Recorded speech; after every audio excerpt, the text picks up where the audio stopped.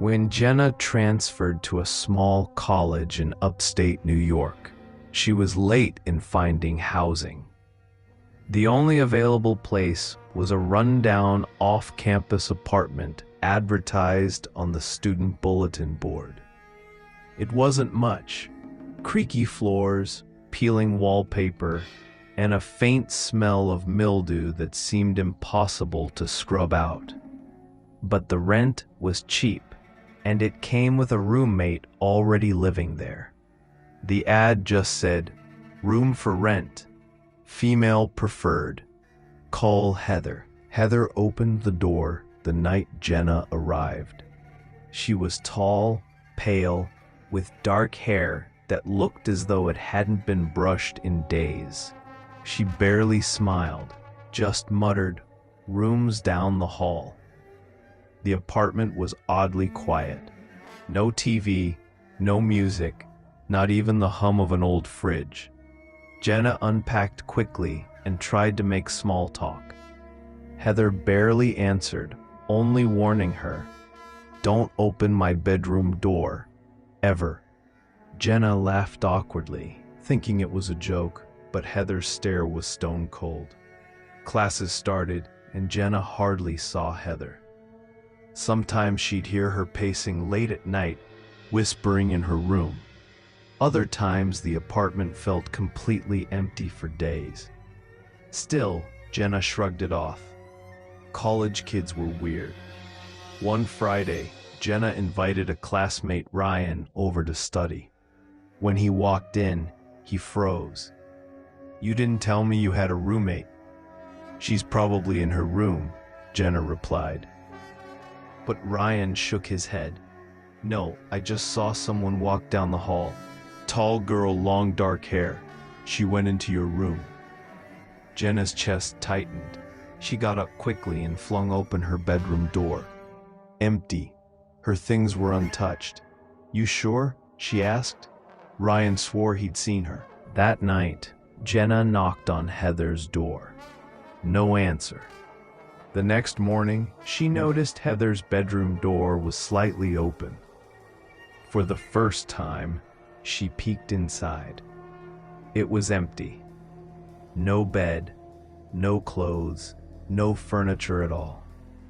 Just bare floorboards and wallpaper bubbling from dampness. Dust coated everything. She pulled back, heart racing. The following week, Jenna asked her landlord about Heather. The old man frowned. "Heather? Honey, no one's rented that place with you. I only gave you the lease." "That's impossible. I've been living with her for weeks." He shook his head. "No, the last girl named Heather, she went missing years ago. Never found." Jenna thought it had to be a mix-up.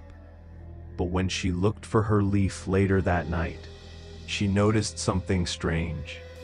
Her copy listed only her name. Heather's wasn't there. From then on, things spiraled. At night, Jenna would wake to footsteps outside her room.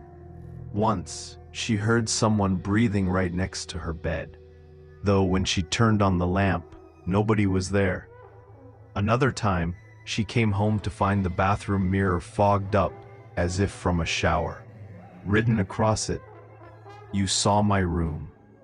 Terrified, Jenna tried staying at friends' dorms, but every time she returned, the apartment seemed worse. Her things moved, her food thrown out, and once, her pillows lined up neatly against the wall. She finally told Ryan everything. He didn't laugh. Instead, he admitted he'd looked up the apartment's history. There really was a girl named Heather. She went missing in 2012. Her roommate reported her gone after a fight, but the roommate swore Heather just vanished. Police never found a body. Jenna's stomach turned. On her last night in the apartment, Jenna woke to the sound of the front door slamming. Heavy footsteps approached her room.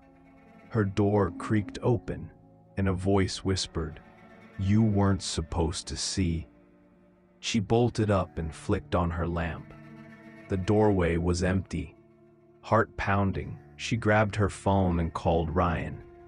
He rushed over, but when they searched the apartment together, they found something that made Jenna move out the next morning. Behind the peeling wallpaper in Heather's room, carved into the wall, were dozens of scratch marks. Words repeated over and over, like someone desperate to get out. "Let me out. I'm still here. I'm still here." Jenna moved into a dorm after that. She never returned to the apartment.